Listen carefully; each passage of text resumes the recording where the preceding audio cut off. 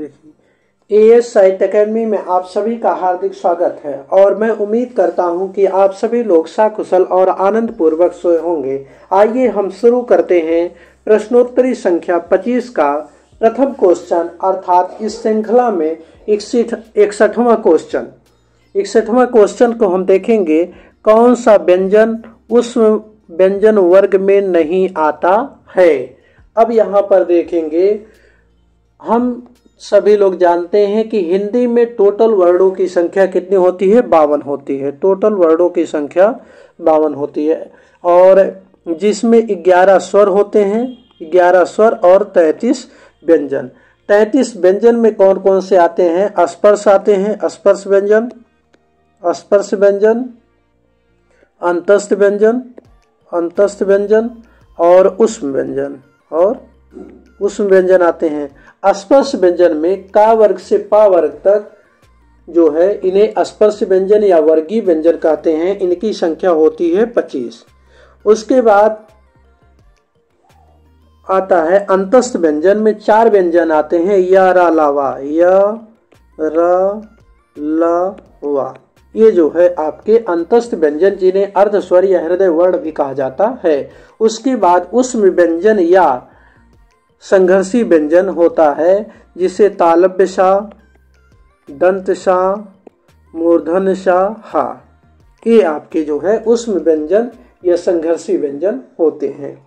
इन्हें तालव्य सा, दंत सा, मूर्धन्य सा, हा क्यों कहा जाता है? क्योंकि इनका उच्चारण अवस्थान, जैसे हम तालव्य सा देते हैं, देखिए मूर्ध इचु यसानाम तालु, ई चावर्ग या और सा ताल से बोले जाते हैं, इसलिए इन्हें तालव्य सा कहते हैं। क्योंकि जब हम बोलते हैं तो देखिए सा, तो जिह्वा जो है ऊपर ताल से लगती है, इसीलिए इन्हें तालव्य सा कहते हैं। उसी प्रकार से दंत सा है, मूर्धन्य सा अर्थात खटकोड़ वाला सा जो है उसी प्रकार से है, और हा है।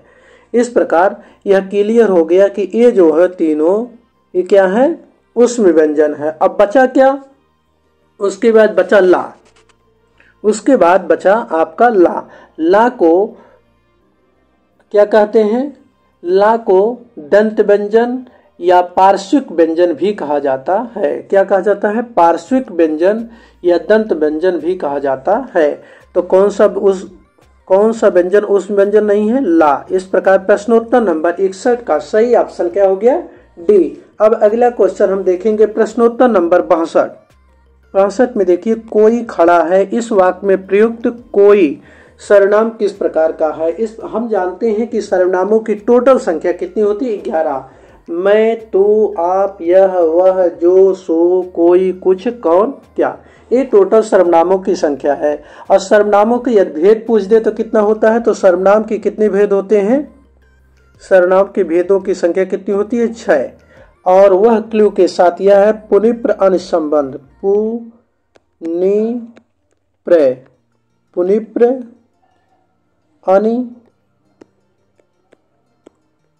अनुसंबंध, पुनिप्र अनुसंबंध। ये देखिए, पु से पुरुषवाचक सर्वनाम, नि से निजवाचक सर्वनाम, प्रा से प्रश्नवाचक सर्वनाम, अन से अनिश्चयवाचक सर्वनाम और निश्चयवाचक सर्वनाम, और सम से संबंधवाचक सर्वनाम। पुनिप्र अनुसंबंध पुरुषवाचक सर्वनाम, निजवाचक सर्वनाम, अनिश्चयवाचक सर्वनाम, निश्चयवाचक सर्वनाम, संबंधवाचक सर्वनाम। यह सर्वनामों की संख्या कितनी हो गई? 6। और यहाँ पर यह पूछ रहा है कि निम्न में से कौन सा कोई कैसा सर्वनाम है। हमने आपको पहले बता दिया सर्वनामों की संख्या 11 है।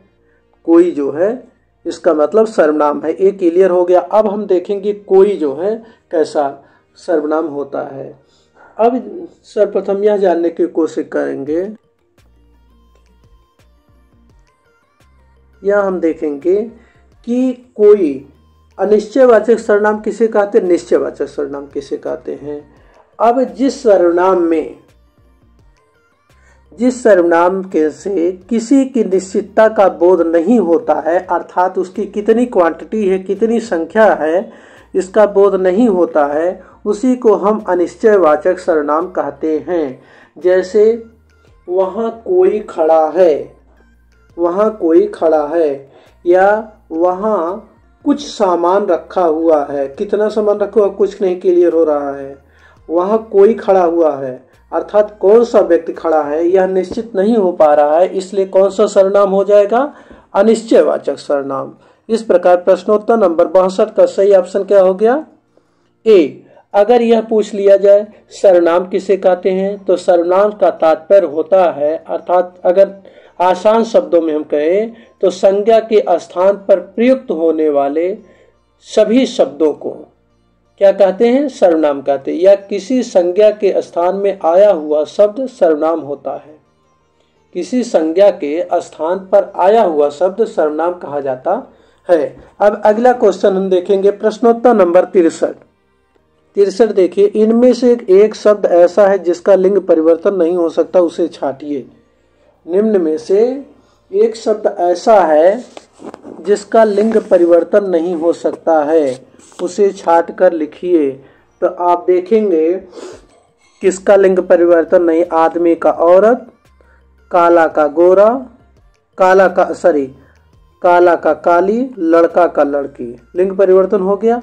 अब गिलहरी एक ऐसा शब्द है जिसका लिंग परिवर्तन नहीं होता है, अर्थात प्रश्नोत्तर नंबर 63 का ये ऑप्शन सही है। अगला क्वेश्चन हम देखेंगे, प्रश्नोत्तर नंबर 64, निम्नलिखित में से अशुद्ध वाक्य छांटिए। 64 में हम देखेंगे कौन सा अशुद्ध वाक्य, उसे छांटना है। मैंने हस्ताक्षर कर दिए, सही है, क्योंकि हस्ताक्षर हमेशा बहुवचन में होता है, प्रयुक्त किया जाता है। वे प्रतिदिन टहलते हैं, शुद्ध है।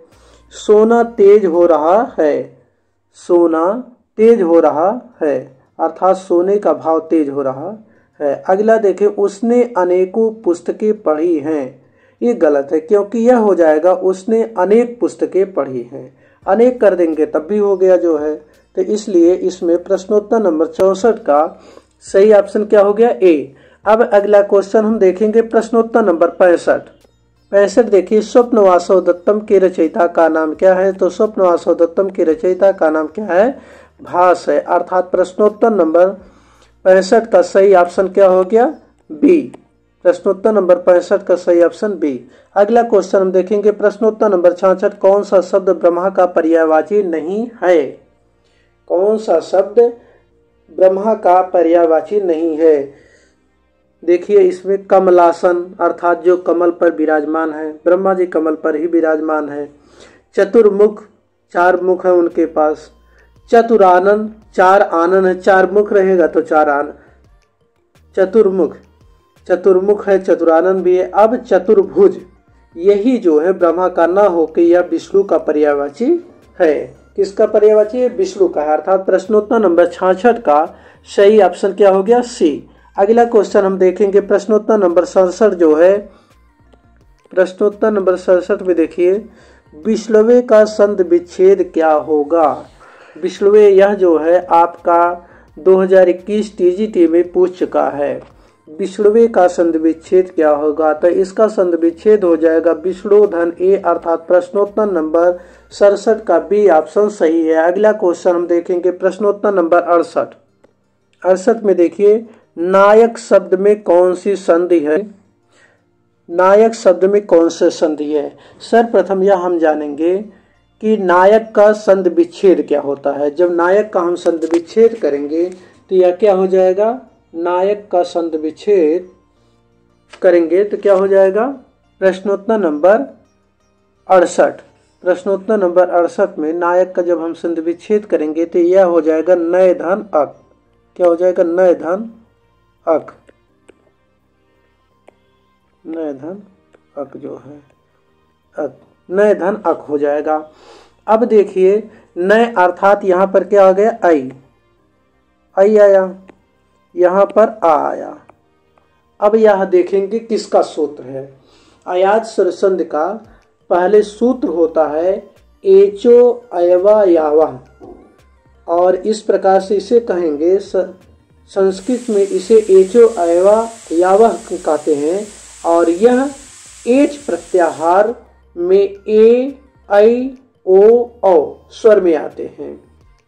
ए अर्थात अय, आई अर्थात आय, ओ अर्थात औ अर्थात आओ। अब यहाँ पर इसकी परिभाषा होती है जब ए, ऐ, ओ, औ के बाद अन्य कोई स्वर आए तो ए का ऐ, ए का ऐ का आय हो जाता है। तो यहाँ पे क्या आया, आय हो जाएगा। ठीक, अब छोटा है तो कुछ नहीं होगा। अब नायक नय धन अक जो हो गया, जब आय हो गया और नय धन अक हुआ था, इसमें से निकाल लिए तो ए हो गया, आ की मात्रा लग गया ना, यहाँ या कर दिए, का हो गया, नायका हो गया। अर्थात कौन सी संधि हो गई, यड़ स्वर संधि हो गई। नायक में कौन सी संधि है, यड़ स्वर संधि है, और इसका विच्छेद क्या हो जाएगा, नय धन अक। इस प्रकार प्रश्नोत्तर नंबर 68 का सही ऑप्शन क्या हो गया, बी। प्रश्नोत्तर नंबर 68 का सही ऑप्शन बी। अगला क्वेश्चन हम देखेंगे प्रश्नोत्तर नंबर 69, रामस चिनोत में संधि का कौन सा नियम लागू होगा। रामस चिनोत में प्रश्नोत्तर नंबर 69 में, तो इसमें अस्तु अश्चु नाश्चु संधि का नियम होगा। अस्तु अश्चु नाश्चु, अर्थात प्रश्नोत्तर नंबर 69 का ए ऑप्शन सही है। अगला क्वेश्चन हम देखेंगे प्रश्नोत्तर नंबर 70। देखिए, शरद चंद्र का संधि विच्छेद कीजिए। तो यह होगा इसका विच्छेद शरत धन चंद्र, क्या हो जाएगा, शरत धन चंद्र। अब अगला क्वेश्चन हम देखेंगे प्रश्नोत्तर नंबर 71। देखिए, त्रिनेत्र में कौन सा समास होगा, त्रिनेत्र में कौन सा समास होगा। हम बहुब्रीहि समास की अगर परिभाषा देखें तो बहुब्रीहि समास में आता है जब समास में आए हुए दोनों पद किसी तीसरे पद की विशेषता बताते हैं तो वहां पे बहुब्रीहि समास होता है। इसका विग्रह शब्दात्मक या पदात्मक ना होकर हमेशा वाक्यात्मक होता है, ये हमेशा ध्यान रखिए। इसका विग्रह, बहुब्रीहि समास का विग्रह हमेशा वाक्यात्मक होता है। और यहाँ पे क्या पूछ रहा है, त्रिनेत्र, तो इसका विग्रह जब हम करेंगे तो क्या हो जाएगा, तीन है नेत्र जिसके अर्थात हुआ, अर्थात हुआ, तो क्या हो जाएगा, बहुब्रीहि समास। 71 का प्रश्नोत्तर नंबर 71 का सही ऑप्शन क्या हो गया, बी। प्रश्नोत्तर नंबर 71 का बी ऑप्शन सही है। अब अगला क्वेश्चन हम देखेंगे प्रश्नोत्तर नंबर 72। इनमें से द्वंद्व समास किस शब्द में है। द्वंद्व समास द्वादश हम देखेंगे, 2 और 10। इसका जब विग्रह करेंगे तो क्या हो जाएगा, 2 और 10। ठीक, 2 और 10। घनश्यामा, ये द्वादश का हो गया विच्छेद। घनश्यामा का जब हम विग्रह करेंगे, घन धन श्याम, अर्थात घन माने काला, घन माने बादल, श्याम माने काला, काला बादल। अब यहाँ पर क्या आ गया, विशेषण विशेष, जहां पर विशेषण विशेष उपमान उपमेय आ जाए वहां पे क्या हो जाएगा, कौन सा समास, कर्मधारय समास। यह पिछले वीडियो में बताया जा चुका है आपको। पंचगंगम, नदियों के नाम के आगे यदि संख्या जोड़ी हो तो वहां पे अव्ययी भाव समास हो जाता है। तो पंचगंगम में कौन सा समास हो जाएगा, अव्ययी भाव समास। और उसके बाद है त्रिरात्रम, 3 रात्रियों का समूह, अर्थात द्विगु समास। तो द्वंद्व समास किस में हो गया, द्वंद्व समास हो गया द्वादश में। द्वादश में क्या हो गया, द्वंद्व समास हो गया। इस प्रकार प्रश्नोत्तर नंबर 72 का सही ऑप्शन क्या हो गया, ए। क्योंकि द्वंद्व समास की परिभाषा होती है वे समास जिसमें दोनों पदों की प्रधानता होती है। द्वादश, 2 और 10, कोई कम है नहीं, बराबर है, दोनों पदों की प्रधानता होती है, वहां पे द्वंद्व समास होता है। संस्कृत में एक इसका श्लोक है, उभय पदार्थ प्रधानो द्वंद्वः, उभय पदार्थ प्रधानो द्वंद्वः, अर्थात या द्वंद्वेधि धी धन घ्यू। द्वंद्वेधि किन शब्दों से मिलकर बना है, द्वंद्वेधि। देखिए, द्वंद्वेधि,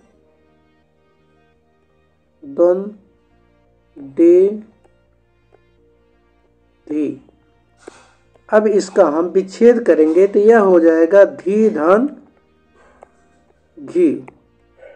ठीक, अब धी का अर्थ क्या होता है, धी में कौन कौन सा वर्ण आता है, ई और उ वर्ण आता है। धी एक संज्ञक वर्ण के अंतर्गत आता है और छोटा ई और उ आते हैं, घ्यू में छोटा ई और उ आते हैं। द्वंद्व समास में धी संज्ञक वर्ण पहले रखे जाते हैं। अगर यह पूछ लिया जाए कि द्वंद्व समास में कौन सा वर्ण पहले रखा जाता है तो धी संज्ञक वर्ण पहले रखे जाते हैं।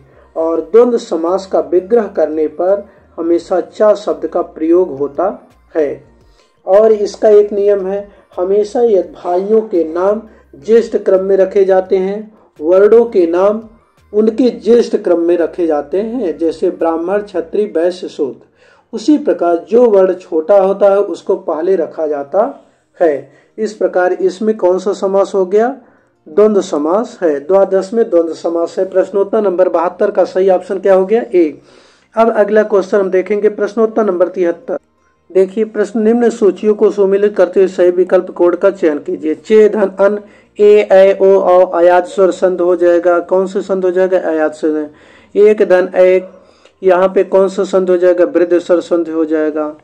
एक धन एक। इति धन आदि, इति धन आदि में कौन सा संध हो जाएगा? यड़ स्वर संध हो जाएगा। धर्म धन अध्यक्ष तो क्या हो गया? दीर्घ स्वर संध हो गया। अब यहाँ पे मिलाएंगे ए का 3, ए का 3, चे धन अन, ए का 3,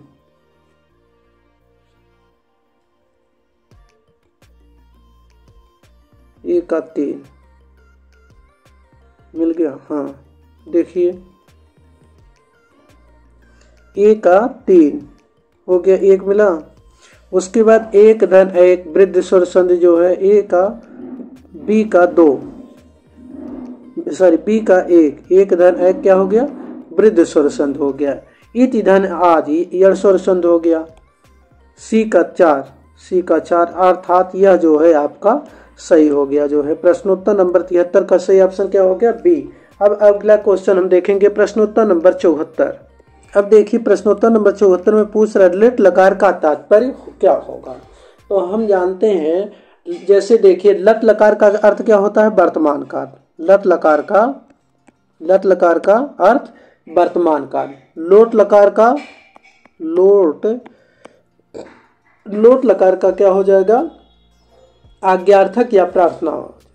उसके बाद लंग लकार का भविष्य भूतकाल, लंग लकार का भूतकाल होता है। और विधिलिंग लकार का क्या होगा? विधिलिंग, विधिलिंग लकार, विधिलिंग लकार का होता है संभावना या चाहिए के अर्थ में प्रयुक्त होता है। उसके बाद पूछ रहा है लिट लकार, लिट लकार का तात्पर्य क्या होता है? भविष्यत काल। लिट लकार का तात्पर्य भविष्यत काल। अर्थात प्रश्नोत्तर नंबर 74 का कौन सा ऑप्शन सही हो गया? ए। अब अगला क्वेश्चन हम देखेंगे, प्रश्नोत्तर नंबर 75। प्रश्नोत्तर नंबर 75 में है मत्य शब्द रूप मति का कौन सा शब्द है? अब मति का हम शब्द रूप पढ़ते हैं। देखिए मति, मति, मति, मति, मति, मति, मत्या, मतिभ्याम, मति भी। फिर से देखिए मति, मति, मति, मति, मति, मति, मत्या, मतिभ्याम, मति भी, मत्य, मतिभ्याम, मत्य।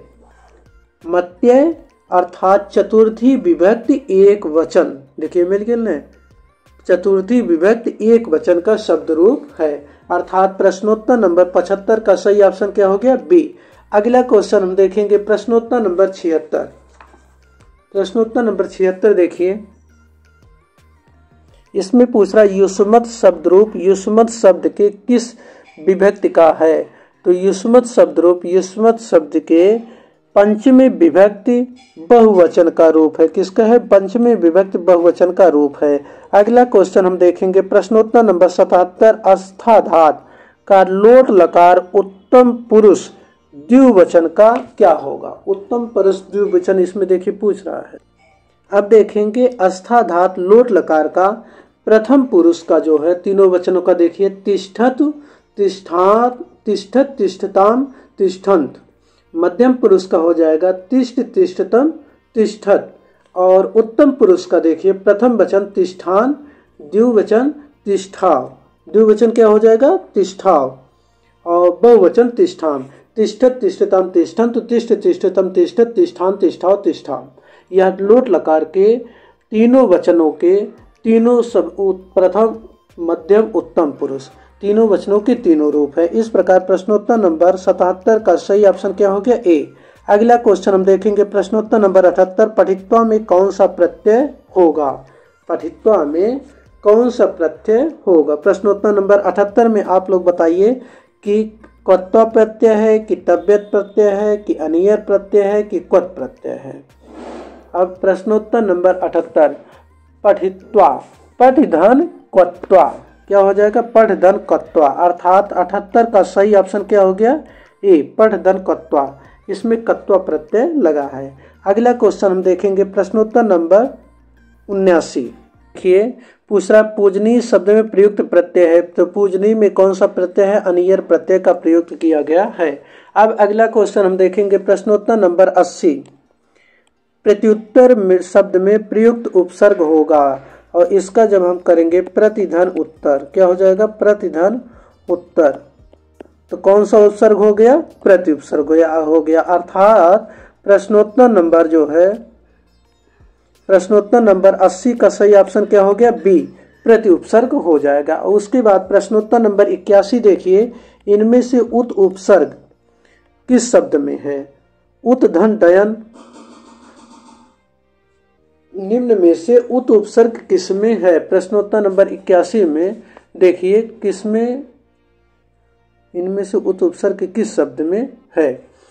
अब देखिए इसका विच्छेद करेंगे। उत धन डयन, उत धन कर्ष, उड्डयन का उत धन डयन, तो कौन सा हो जाएगा? अर्थात इनमें से सभी। इस प्रकार प्रश्नोत्तर नंबर 81 का सही ऑप्शन क्या हो गया? डी। अब अगला क्वेश्चन हम देखेंगे प्रश्नोत्तर नंबर 82। प्रश्नोत्तर नंबर 82 का आप देखेंगे कौन सा सही अनुवाद है? कौन सा निम्न में से सहपादेन खंजः, वह सहपादेन खंजः विद्यालयम निक्षा नदी अस्ति कविसु कालिदास श्रेष्ठा, अर्थात इनमें से सभी सही है। तीनों जो है सही अनुवाद हैं। अर्थात प्रश्नोत्तर नंबर 82 का सही ऑप्शन क्या हो गया? डी। अगला क्वेश्चन हम देखेंगे प्रश्नोत्तर नंबर 83, साकेत नामक महाकाव्य का नामकरण किया गया नायक के आधार पर, नायक के आधार पर किया गया कि नायिका के आधार पर, या घटना के आधार पर, या स्थान के आधार पर? तो आप बताएंगे प्रश्नोत्तर नंबर 83 में कौन सा ऑप्शन सही हो जाएगा। तो यहाँ पर हम देखेंगे प्रश्नोत्तर नंबर 83, यहाँ का इसका सही उत्तर क्या हो जाएगा? स्थान के आधार पर किया गया था। किसके आधार पर? स्थान के आधार पर, क्योंकि साकेत का अर्थ होता है अयोध्या। साकेत का क्या अर्थ होता है? अयोध्या। और इसकी रचना, साकेत की रचना मैथिली शरण गुप्त जी ने 1931 ईस्वी में की थी। इसमें उर्मिला के चरित्र का वर्णन किया गया है। किसके चरित्र का? उर्मिला के चरित्र का वर्णन किया गया है। और यह जो है हिंदी साहित्य में, साकेत को हिंदी साहित्य में रामचरितमानस के बाद राम काव्य का दूसरा प्रमुख स्तंभ माना जाता है। और साकेत को लिखने की मूल प्रेरणा मैथिली शरण गुप्त जी को सन 1908 ईस्वी में सरस्वती पत्रिका में महावीर प्रसाद द्विवेदी जी का एक लेख निकला था, जिसका नाम था कि कवियों की उर्मिला विषयक उदासीनता। उसी लेख को पढ़ने के बाद मैथिली शरण गुप्त जी ने अर्थात यह साकेत रचना लिखना प्रारंभ किया। अर्थात उसी से प्रेरित होकर मैथिली शरण गुप्त जी ने यह लिखा। और यह देखेंगे साकेत में कितने सर्ग हैं। तो साकेत में सर्गों की संख्या कितनी है? 12 है। साकेत में सर्गों की संख्या 12 है। और इसे डॉक्टर नगेंद्र जी ने जनवादी काव्य कहा। क्या कहा? जनवादी काव्य कहा। डॉक्टर नगेंद्र जी ने इसे जनवादी काव्य कहा। और इस प्रकार प्रश्नोत्तर नंबर 83 का सही ऑप्शन क्या हो गया? डी। अब अगला क्वेश्चन हम देखेंगे प्रश्नोत्तर नंबर 84। देखिए आधुनिक काल में लिखे गए राम कथा पर आधारित महाकाव्य का नाम क्या है? साकेत। साकेत किस सन में लिखा गया? 1931 ईस्वी में। 1931 ईस्वी में। इसमें सर्गों की संख्या कितनी है? 12 सर्ग है, जो है 12 सर्ग हैं। और साकेत को डॉक्टर नगेंद्र जी ने जनवादी काव्य कहा गया था। साकेत में मैथिली शरण गुप्त जी ने उर्मिला की जो है यशोगान किया है, अर्थात उर्मिला का वर्णन किया है। और महात्मा इनकी मैथिली शरण गुप्त जी की एक रचना थी भारत भारती, जो 1912 में इन्होंने लिखा था। इसी रचना के आधार पर मैथिली शरण गुप्त जी ने महात्मा गांधी जी ने इन्हें राष्ट्र कवि की उपाधि से विभूषित किया था। किस नाम से? राष्ट्र कवि के नाम से, भारत भारती रचना के आधार पर। और यहाँ पर देखेंगे प्रश्नोत्तर नंबर 84 का सही ऑप्शन क्या हो गया? सी। अगला क्वेश्चन हम देखेंगे प्रश्नोत्तर नंबर 50।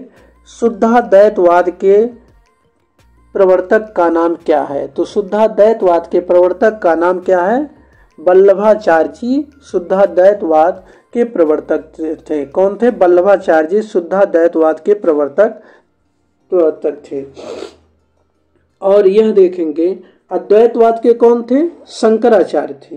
अद्वैतवाद या स्मार्त संप्रदाय शंकराचार्य थे। द्वैतवाद के रामानुजाचार्य थे, श्री संप्रदाय। अद्वैतवाद के निम्बारकाचार्य जी थे। कौन थे? निम्बारकाचार्य जी द्वैतवाद के थे। और शुद्धाद्वैतवाद के वल्लभाचार्य जी थे। इस प्रकार प्रश्नोत्तर नंबर 85 का सही ऑप्शन क्या हो गया? बी। सही ऑप्शन क्या हो गया? और एक चीज हम जान ले, स्मार्त संप्रदाय शंकराचार्य थे, श्री संप्रदाय के प्रवर्तक रामानुजाचार्य, शनक संप्रदाय के निम्बारकाचार्य ये द्वैतवाद से संबंधित था, रुद्र संप्रदाय के प्रवर्तक विष्णु स्वामी, ब्रह्म संप्रदाय के प्रवर्तक मध्वाचार्य, चैतन्य संप्रदाय के प्रवर्तक महाप्रभु चैतन्य, विष्णोई संप्रदाय के प्रवर्तक जम्बनाथ और रामावत संप्रदाय के प्रवर्तक कौन थे? रामानंद जी थे।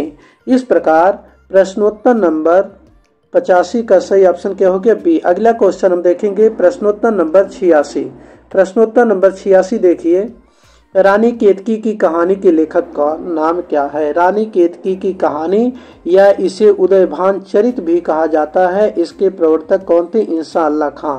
इस प्रकार प्रश्नोत्तर नंबर 86 का सही ऑप्शन क्या हो गया? सी। अगला क्वेश्चन हम देखेंगे प्रश्नोत्तर नंबर 87। देखिए प्रश्नोत्तर, घीसी और माधव प्रेमचंद की किस कहानी के पात्र थे? तो घीसी और माधव प्रेमचंद की कहानी कफन जो 1936 ईस्वी में लिखी गई थी, इसी के पात्र थे। किसके पात्र थे? कफन के पात्र थे। अब यहाँ हम देखेंगे प्रेमचंद की कौन सी कहानी जब्त कर ली गई, कौन सी कहानी उर्दू में है? तो ईदू यह शेख सिल अर्थात इसके दुनिया व हुब्बे वतन, जिसका हिंदी नाम है सांसारिक प्रेम और देश प्रेम। दूसरा है ईदू दुनिया का सबसे अनमोल रत्न। तीसरा है यह मेरा वतन है। चौथा शेख मखमूर। पांचवा सिल ए मातम अर्थात शोक का पुरस्कार। यह प्रेमचंद का उर्दू में लिखा गया है। यह सोजे वतन में संग्रहित है। ये जितनी कहानियां हैं किसमें संग्रहित थी? सोजे वतन में संग्रहित थी, जिसमें ब्रिटिश सरकार ने सिडिशन का आरोप लगा। ब्रिटिश सरकार, वहां का जो नवाब राय था, सिडिशन नाम था, उसने इस पर विद्रोह का आरोप लगाकर सोजे वतन को जब्त कर लिया। सोजे वतन में कितनी कहानियां संग्रहित थी? 5 कहानियां संग्रहित थी और यह 5 उर्दू में लिखी गई थी। इसी को जब्त कर लिया था। अगर यह क्वेश्चन आता है प्रेमचंद का प्रथम कहानी कौन है, तो प्रेमचंद का प्रथम कहानी सौत है, जो हिंदी भाषा और देवनागरी लिपि में 1915 ईस्वी में लिखी गई थी और सरस्वती पत्रिका में प्रकाशित हुई थी। इस प्रकार प्रश्नोत्तर नंबर यहाँ पर देखेंगे, सही ऑप्शन क्या हो गया? 87 का ए। अगला क्वेश्चन हम देखेंगे प्रश्नोत्तर नंबर 88, गोदान। गोदान का प्रकाशन वर्ष क्या है? गोदान मुंशी प्रेमचंद का क्या था? यह इनका एक उपन्यास था। गोदान क्या था? उनका एक उपन्यास था जो 1936 ईस्वी में प्रकाशित हुआ था। किस सन में? 1936 ईस्वी में प्रकाशित हुआ था। और इसमें मुंशी प्रेमचंद जी ने किसान जीवन की महागाथा एवं ऋण की समस्या का वर्णन किया है या अंकन किया है। गोदान को किसान जीवन की महागाथा भी कहा जाता है। इस प्रकार प्रश्नोत्तर नंबर 88 का सही ऑप्शन क्या हो गया? डी। अगला क्वेश्चन हम देखेंगे प्रश्नोत्तर नंबर 89, छायावादी काव्य की समय सीमा क्या है। देखिए छायावादी काव्य की समय सीमा क्या है। तो छायावादी काव्य की समय सीमा 1920 से लेकर 1936 ईस्वी तक है। अर्थात प्रश्नोत्तर नंबर 89 का सही ऑप्शन क्या हो गया, डी। और यह सर्वप्रथम जानने की कोशिश करेंगे। हिंदी में सर्वप्रथम मुकुटधर पांडे जी ने जबलपुर से अपनी प्रकाशित पत्रिका हिंदी में छायावाद को 4 किस्तों में यह एक लेख प्रकाशित किया था। अर्थात यह हम जानेंगे छायावाद शब्द का सर्वप्रथम प्रयोक्ता मुकुटधर पांडे को माना जाता है। छायावाद शब्द का सर्वप्रथम प्रयोक्ता किसको माना जाता है, मुकुटधर पांडे जी को। और सुशील कुमार जी ने सन 1920 ईस्वी में हिंदी में छायावाद शीर्षक से एक लेख निकाला था जो सरस्वती पत्रिका में प्रकाशित हुई थी। इस प्रकार प्रश्नोत्तर नंबर यहाँ 89 का सही ऑप्शन क्या हो गया, बी। अगला क्वेश्चन हम देखेंगे प्रश्नोत्तर नंबर 90 का। देखिए चाक उपन्यास की लेखिका कौन है। चाक उपन्यास की लेखिका कौन है, मैत्रेयी पुष्पा है। प्रश्नोत्तर नंबर का सही ऑप्शन क्या हो गया, ए। अगला प्रश्नोत्तर नंबर 51, आवारा मसीहा किसकी जीवनी है। आवारा मसीहा विष्णु प्रभाकर कृत शरद चंद्र की जीवनी है। किसकी है, शरद चंद्र की जीवनी है, जो 3 भागों में विभाजित थी और 3 खंडों में इसको विभाजित किए थे। और तीसरे खंड में निराला के संपूर्ण पत्रों का संग्रह जो है आवारा मसीहा विष्णु प्रभाकर की शरद चंद्र की जीवनी है। सॉरी गलत बोल गए बेटा। आवारा मसीहा किसकी जीवनी है, तो आवारा मसीहा विष्णु प्रभाकर की शरद चंद्र की जीवनी है। किसकी जीवनी है, शरद चंद्र की जीवनी है। इस प्रकार प्रश्नोत्तर नंबर 91 का सही ऑप्शन क्या हो गया, सी। अब अगला क्वेश्चन प्रश्नोत्तर नंबर 92 से लेके 125 तक अगले वीडियो में बताया जाएगा। आप सभी को बहुत बहुत धन्यवाद पूरा वीडियो देखने के लिए। इसी प्रकार से थोड़ा सा जो है अगर आप लोग लाइक और सब्सक्राइब करते हैं तो मेरा भी प्रोत्साहन बढ़ेगा और मैं इससे अच्छे ढंग से पढ़ाने की कोशिश करूंगा। मेरी हमेशा यह संकल्पना रहती है, जब मैं पढ़ाना शुरू करता हूं मेरी यह दिली इच्छा रहती है कि जो लोग भी पढ़ रहे हैं, देख रहे हैं वीडियो को, लगभग प्रत्येक व्यक्ति जो है सफल हो जाए। लेकिन बिना आपकी मेहनत से हमारे सिर्फ कहने से जो है या पढ़ाने से कुछ नहीं हो सकता है, जब तक आप स्वयं जो है मेहनत ना करें।